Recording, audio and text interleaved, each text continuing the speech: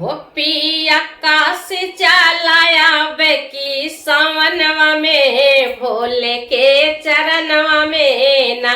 पिया काशी चलाया बेकी सावनवा में भोले के चरणवा में ना। हो भोले के चरणवा में ना, हो भोले के चरणवा में ना। पिया काशी चलाया बेकी सावनवा में भोले के चरणवा में ना। काशी नगरी अति पावन उहाँ रहबै भरी सावन। काशी नगरी अति पावन उहाँ रहबै भरी सावन। भोले भर दी है, भोले भर दी है झोली बरदानवा से।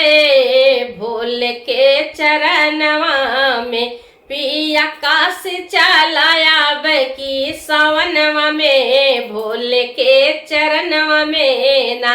पिया काशी चलाया बेकी सावनवा में भोले के चरणवा में ना। केहू चंदन लगावे, केहू धतूरा चढ़ावे। केहू चंदन लगावे, केहू धतूरा चढ़ावे।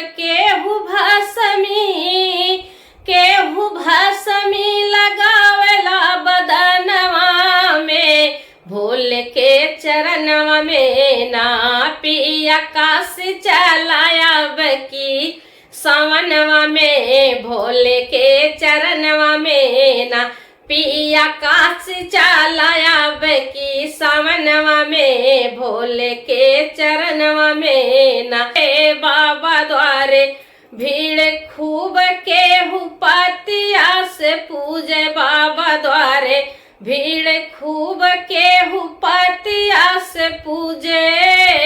केहू जलवा चढ़ावेला गगरवा से भोले के चरणवा में।